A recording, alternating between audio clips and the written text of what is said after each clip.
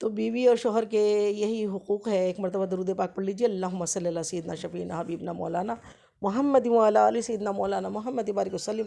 صلاۃ و سلام علیک یا رسول اللہ صلی اللہ تعالیٰ علیہ وسلم. اب سمپل لفظوں میں اتنا سمجھ لیجئے، شوہر اور بیوی کا ایک دوسرے پہ یہ حقوق ہے کہ شوہر نکاح کرے، اور نکاح کرنا ہر نبی کی سنت ہے. میرے مصطفیٰ جان رحمت ارشاد فرماتے ہیں کہ کم و بیش 1,24,000 نبی علیہ السلام آئے، اور تمام نبیوں کی سنت کیا ہے؟ 4 سنتیں تمام نبیوں کی ہیں. کیا کیا ہے؟ پہلا نکاح کرنا، دوسرا مسواک کرنا، تیسرا خوشبو لگانا، اور چوتھا حیا کرنا. کیا ہے؟ پہلا نکاح کرنا، دوسرا مسواک کرنا، اور تیسرا خوشبو لگانا، اور چوتھا حیا کرنا. اب اس حدیث پاک میں تھوڑا بات سمجھ لیجئے. نکاح کرنا ہر نبی کی سنت ہے. نکاح ضروری ہے، اور نکاح سے زنا کا ختم ہو جاتے ہیں، اور ہمارا معاشرہ ایک پاک معاشرہ بنتا ہے، اچھا معاشرہ بنتا ہے. حرام کو ہمارے اسلام میں ٹوٹل اجازت نہیں ہے. حرام کر ہی نہیں سکتے. نظر سے کسی غیر محرم کو دیکھنا بھی اور دکھنا بھی سب حرام ہے. اور نکاح کرنے کے لیے، اور ہر نبی جو ہے اپنی امت کے لیے آئیڈیل ہیرو ہوتے ہیں. ان کی زندگی جو ہوتی ہے نا، وہ ہدایت کی باعث ہوتی ہے تمام امت کے لیے. کیونکہ نبی جو کرتا ہے امت کو بھی وہ کرنے کا حکم دیا جاتا ہے، کہ نبی ایک پریکٹیکل لائف جی کر دکھاتے ہیں اپنی امت کے لیے، کہ وہ جیسے ہوتے ہیں ان کی امت میں وہ چیزیں آنی چاہیے. وہ سنتیں ان میں عمل، سنتوں پہ عمل امت نے کرنا چاہیے. تو پہلا کیا ہے؟ نکاح کرنا.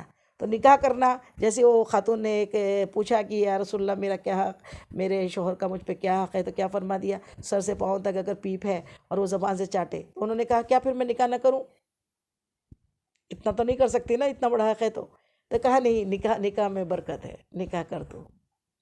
نکاح کرنے کے بعد عبادتوں کا نا تھوڑا سا فائدہ نہیں ہے، بہت بڑے اتنے بڑی ایک نماز جو کنواری لڑکی پڑھتی ہے، کنوارا لڑکا پڑھتا ہے، وہ شادی کے بعد جو نماز پڑھتی ہے، تو اس کا ثواب بے حساب طریقے سے زیادہ بڑھا ہوا ہے. اور ماں بننے کے بعد جو نماز پڑھتی ہے اور بھی زیادہ ثواب. ایک ماں جو دودھ پلانے کے زمانے میں نماز پڑھتی ہے، 60 سال کی عبادت کا ثواب ملتا ہے. تو شادی کے بعد کی عبادتیں پروانی تھوڑی کم ہو جاتی ہیں، اتنی اچھے سے نہیں ہو پاتی ہے، لیکن ثواب میں بہت بڑھ چڑھ کر ہوتی ہے. اور حضور پاک صلی اللہ علیہ وسلم نے ارشاد فرما دیا کہ جو مرد اپنی بیوی کے ساتھ، یا جو عورت اپنے شوہر کے ساتھ اچھے اخلاق سے زندگی بسر کرتے ہیں. ابھی یہاں ہم اچھے سوسائٹی میں، اچھے ایریا میں پلاٹ لینا چاہتے ہیں، پیسے نہیں ہوتے، بولتے ہیں زیادہ اچھی سوسائٹی میں رہنا تو چاہتے ہیں، وہ ہائی فائی بالکل بہت شاندار سوسائٹی، بہت اچھا ایریا، پوش ایریا، کریم ایریا، وہاں پہ پلاٹ لو. مصطفیٰ جہاں رہتے ہیں اس سے بڑھ کے کریم ایریا، پوش ایریا ہو سکتا ہے کیا؟ میرے مصطفیٰ ارشاد فرماتے ہیں تم نے اخلاق کے ساتھ اس معاشرے میں شادی شدہ زندگی بسر کی، میرے مصطفیٰ ارشاد فرماتے ہیں وہ جنت میں میرے پڑوس میں ہوگا. جس کو چاہیے اتنے پوش ایریا میں مصطفیٰ کی جنت میں رہنا چاہتے ہو، تو یہ یہاں کی تکلیفیں تھوڑی برداشت کر لو، عزتیں دینا سیکھو، اور سوری بولنے میں کمی نہ کرو. سوری بولنے سے کوئی چھوٹا نہیں ہوتا، معافی مانگنے سے عزتیں بڑھتی ہیں، درجے بڑھتے ہیں. میرے مصطفیٰ فرماتے ہیں اگر معافی مانگنے سے تیری عزت کچھ کم ہو جائے نا، بروز قیامت حشر کے دن مجھ سے لے لینا، آپ کی عزت کیا ہوگی، میرے پڑوس میں رکھوں گا. اتنی اور کیا چیز چاہیے ہمیں؟ علم اس لیے تو سیکھنا ہے کہ یہ چھوٹی چھوٹی چیزیں ہم کو معلوم ہو جائے. اب نکاح کرنا سنت ہے، اور نکاح کرنا چاہیے، اور جلد والدین کا کام ہے نکاح جلدی کر دینا چاہیے. لیکن والدین کا میرا ایک مشورہ ہے کہ میرے مصطفیٰ جان رحمت ارشاد فرماتے ہیں کہ اپنے لیول میں لڑکی دو اور اپنے لیول کی لڑکی لاؤ. لیول کا مطلب کیا ہے؟ بہت پیسہ دیکھ کے، یہ دیکھ کے نہیں، دین دیکھ کر لاؤ. اور ساتھ میں کیا دیکھو کہ آپ کے گھر میں جیسا ہوتا تھا اگر ویسا گھرانہ مل جائے تو بہت بہتر ہے. میرے مصطفیٰ نے تشبیہ دی کہ عطر بیچنے والے کی بیٹی کو، کیا پیاری بات ہے حدیث پاک، عطر بیچنے والے کی، خوشبو بیچنے والے کی بیٹی کو، جس کا گھر یہ خوشبو ہی خوشبو ہے. عطر بیچنے والے گھر میں کیا ہوتا ہے؟ عطر بیچنے والے گھر میں تو خوشبو ہی خوشبو ہوتی ہے نا، خوشبو ہی آتی رہتی، بدبو تو نہیں آتی. اب اس کا بیاہ قصاب سے مت کرو، گوشت کاٹنے والے سے. میرے آقا نے سمپل لفظوں میں سمجھا دیا ہم کو. مائک بند کر لیجئے.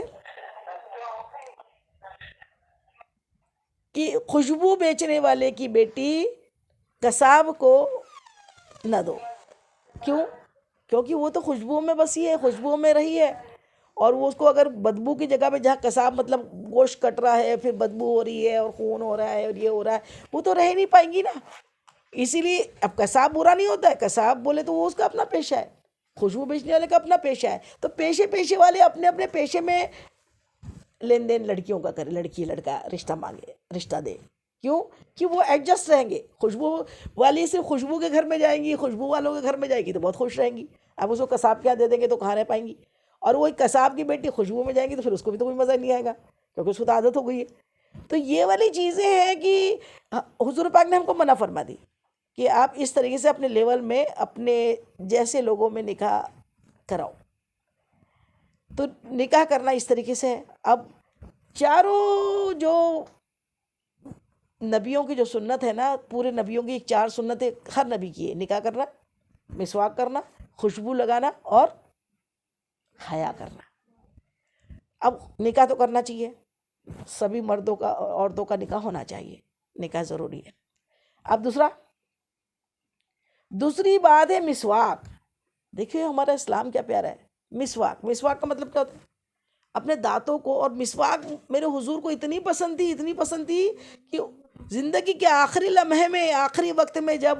اور ایک اور محبت کی بات بتا دوں، ہم کیا دعا مانگتے ہیں؟ میں بھی دعا مانگتی ہوں اور آپ میں سے بھی زیادہ تر یہی دعا مانگتے ہوں گے. کیا دعا مانگتے ہیں؟ اے اللہ سجدے میں موت نصیب کرنا.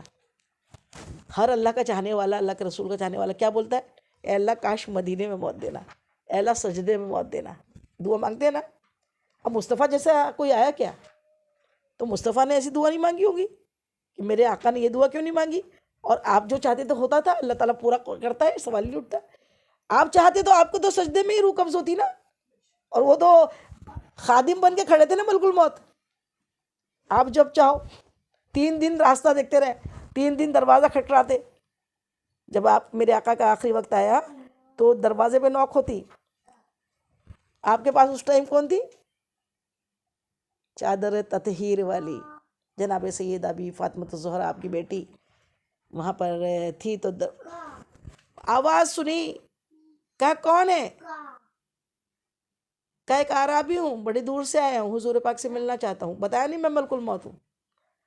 کہا ابھی میرے بابا بہت تکلیف میں ہیں، بعد میں آنا، آرام کر رہے ہیں.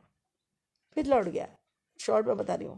دوسرے دن پھر آیا. پھر تیسرے دن میرے آقا فرماتے ہیں بیٹی دروازہ کھول دو، آنے والا وہ ہے جو بیٹی کو باپ سے الگ کرنے آیا ہے. اللہ اکبر، اللہ اکبر. کہا کہ یہ 3 دن سے یہ کسی سے اجازت نہیں لیتا. موت کس سے اجازت لیتی ہے؟ کہ وہ تو ایک لمحے میں ادھر بات کر رہے تھے، ادھر وہ نکل گئی. لیکن حضور پاک سے اس لیے اجازت لی جا رہی تھی کہ بیٹی وہاں پر تھی اور وہ اچھے سے پردہ کرتے. سبحان اللہ، سبحان اللہ. پردے کا کتنا بڑا مفہوم ہے، کتنی بڑی فضیلت ہے. لیکن حضور پاک چاہتے تو جو 3 دن سے اجازت لیے آ رہا تھا اور واپس جا رہا تھا، وہ تو اسرائیل علیہ السلام، وہ تو ہاتھ باندھ کے کھڑے ہوتے کہ آپ جیسی موت چاہو. آپ اگر سجدے میں جانا چاہتے ہو تو میں سجدے میں روح قبض کرتا ہوں. لیکن آپ نے سجدے میں روح قبض نہیں کرائی. یہ بھی ایک درس دیا بیوی سے محبت کا. کہ جناب سیدہ بیوی عائشہ ارشاد فرماتی ہے، ام المومنین ہماری امی، کہ جب آپ کا وصال ہوا نا، یہاں اور یہاں اس کے بیچ یہاں سب تھا، منہ اور سینہ، کہ یہاں پر سر تھا حضور پاک کا. اس طریقے سے ٹیک لگا کے حضور پاک جناب سیدہ بیوی ام المومنین بی بی عائشہ صدیقہ رضی اللہ تعالیٰ عنہ کے سینے پہ ٹیک لگا کے یوں تھے اور روح قبض ہوئی. کیا پسند کیا کہ آخری میں بیوی کا ساتھ ہو. کہتی ہے میرے پاس، میرے سینے پہ میرے آقا مصطفیٰ جان رحمت کی روح قبض کی گئی. کتنی بڑی بات ہے. عورتوں کی کتنی عزت. کہاں نہیں سجدے میں چلے جاتے. سجدہ تو اللہ کے پاس تو جا ہی رہتے، لیکن درس دیا دنیا کو کہ بیوی کا مقام یہ ہے، اتنا بڑا مقام. اور اس وقت بیوی عائشہ کی حدیث مبارکہ ہے کہ اس وقت میرے بھائی وہاں تشریف لائے اور آپ کے ہاتھ میں تازہ مسواک تھی. تو ایسے وقت میں بھی آپ نے بڑی حسد بھری نظر سے مسواک کو دیکھا تو میں سمجھ گئی کہ حضور پاک مسواک کرنا چاہتے ہیں. ابھی چند ٹائم بچا ہے، آپ کو تو معلوم تھا. تو میں نے کہتے ہیں مجھ کو یہ فضیلت حاصل ہے کہ آخری وقت بھی میرا لعاب آپ کے لعاب سے ملا ہے. میں نے جیسے ہی سمجھا کہ آپ کو مسواک کی خواہش ہو رہی ہے، فوراً وہ مسواک لے کے، آپ ایسے وقت میں تھے، مرض الموت میں تھے، آپ نے یوں اپنے دانتوں سے مسواک کو چبا کے نرم کیا. کہتی ہے میں نے اپنے دانتوں سے مسواک نرم کی اور حضور پاک کو پیش کی. پھر حضور پاک نے اس مسواک کو آخری میں کیا، حضور پاک کے دانتوں میں مسواک کی. مسواک اتنی بڑی چیز، مسواک آقا فرماتے ہیں اگر امت کی تکلیف کا احساس نہ ہوتا مجھ کو تو میں ہر نماز کے لیے مسواک کا حکم دیتا. مسواک پڑھی ہوئی کہی ہوئی نماز 70 گنا زیادہ ثواب رکھتی ہے. ایک رکعت 70. سبحان اللہ سبحان اللہ.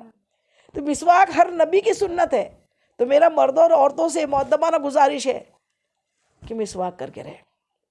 ہم مسواک نہیں نصیب ہو رہی ہے، سنت طریقے سے تو کرنا چاہیے، لیکن جو برش کرتے ہیں نا یہ بھی مسواک ہی تو ہو جاتی ہے. یعنی اچھی طریقے سے دانتوں کو صاف ہونا، دانتوں کے اندر جو کھایا ہوا ہے وہ جمع ہوا نہیں ہونا، گندگی جمی نہیں ہونا، منہ سے بدبو نہیں آنا چاہیے جب قرآن پاک پڑھ رہے ہو، نماز پڑھ رہے ہو. اور وہ کس لیے ہے کہ پہلی سنت نکاح، اور نکاح کے بعد یہ تینوں چیز جو آ رہی ہے نا، مسواک، خوشبو اور حیا، یہ کس لیے آ رہا ہے؟ یہ اللہ کے لیے نہیں آ رہا ہے. غور کرے. آپ نے حدیث پاک سنی ہوگی، روزے دار کی منہ کی بساند باس آتی ہے نا، جو بنا کھائے پیے ایک بساند خوشبو آتی ہے، بساند. اللہ کو وہ مشک سے زیادہ پسند ہے، اللہ تعالیٰ کو مشک سے زیادہ پسند ہے روزے دار کی بساند منہ سے. تو اللہ کے لیے تو نہیں ہوئی مسواک. نہیں، مسواک درس دی گئی معاشرے کے لیے. مسواک اگر اللہ کو خوش کرنے کے لیے ہوتی تو پھر حج میں، احرام میں ویسے مسواک کی جا سکتی ہے، لیکن ضروری نہیں ہے نا. اللہ تعالیٰ کو تو میلا کچیلا غبار آلود حج ہی پسند ہے. اللہ تو کیوں بتاؤں؟ کیونکہ اللہ جو ہے نا وہ اللہ ہے، وحدہ لا شریک ہے. وہ اپنے بندوں سے 70 ماؤں سے زیادہ کتنا؟ جتنا جب سے دنیا بنی نہیں اور جب تک دنیا ختم ہوگی تب تک جتنی مائیں آئیں، وہ جتنی ماؤں نے اپنے بچوں سے محبت کی ہوں گی نا، 70 نہیں، جتنی جب سے دنیا بنی اور جب تک دنیا رہیں گی جتنی مائیں آئیں گی، اتنی ماؤں نے جتنی محبت اپنے بچوں کو کی ہوں گی نا، اللہ ایک بندے سے اتنی محبت کرتا ہے. اور بچے کی بدبو وہ پوٹی صاف کرتی ہے ماں، اس کے گندگی صاف کرتی ہے ماں، اس کی اومیٹنگ صاف کرتی ہے ماں، اس کو کبھی بدبو کا احساس نہیں ہوتا. کھانا کھاتے کھاتے بھی جاتی ہے ماں، کھانا کھانے بیٹھتی ہے اور زیادہ تر بچوں کو اسی ٹائم پوٹی آتی ہے، پھر بھی وہ کھانا کھاتے کھاتے اپنے بچے کو پوٹی کرواتی ہے، اس کو دھلاتی ہے، اس کی گندگی صاف کرتی ہے، اس کو بدبو نہیں آتی ہے، کیونکہ اللہ نے ویسا بنا دیا. ماں کو ممتا دی، محبت دی. تو جب ماں کو نہیں آ رہی تو کیا اللہ کو ضروری ہے تمہاری مسواک کی؟ لیکن مسواک نبیوں کی سنت اس لیے کہ پہلی سنت نکاح، دوسری سنت مسواک، کہ جب تم اپنی بیوی کے پاس جاؤ نا، منہ میں سے اگر بدبو آ رہی ہوں گی تو کیا محبت کریں گے تم سے. اور تم اپنے شوہر کے پاس جاؤ نا، تمہارے منہ میں بدبو آ رہی ہوں گی تو شوہر کو کہاں پسند آؤں گی تم. اسی لیے اسلام میں سب سے نصف دین صفائی ہے، طہارت ہے. اسی لیے برش کیا کرو، رات میں سونے کے پہلے بھی برش کیا کرو. جب بھی اپنی بیوی کے پاس، شوہر کے پاس جائے تو ضروری ہے کہ منہ میں سے خوشبو آتی ہو، یہ ضروری ہے. اور جو کہا نا کہ خوشبو بیچنے والے باپ کی بیٹی کو قصاب کے یہاں نہ دو، تو مردوں سے بھی یہ مؤدبانہ گزارش ہے اور گندی عورتوں سے بھی یہ گزارش ہے کہ اگر ایسے رشتے ہو ہی گئے ہیں، میل بولنا چاہیے، تو وہ کیا کرے؟ اپنے شوہر کی اور اپنی بیوی کے خیالات کا پاس رکھے. باتھ روم جائیں تو باقاعدہ صفائی کے ساتھ وہاں پہ فلش کریں، باتھ روموں کو صاف رکھے، ٹوائلٹ کو صاف رکھے. کیونکہ بیوی پھر یہی چیزوں، چھوٹے چھوٹے جھگڑے جو ہوتے ہیں نا زیادہ تر ان چیزوں کو ہوتے ہیں، کیونکہ وہ برداشت نہیں کر سکتی. اگر وہ صفائی والے گھرانے سے ہے تو گندگی برداشت نہیں کر سکتی، اور اگر مرد صفائی والے گھرانے سے ہے تو وہ بیوی کی گندگی برداشت نہیں کر سکتا. اس لیے بیوی اور شوہر جو ہے وہ ایک یونٹ بن کر رہے اور ایک دوسرے کی تکلیفوں کا احساس کرے کہ اسے گندگی پسند نہیں ہے تو گندگی نہ ہونے دے گھر میں. پورا اس کا خیال رکھے کہ بالکل اس کو تکلیف نہ ہو، تب جا کے جنت میں پڑوس حضور پاک کا ملے گا.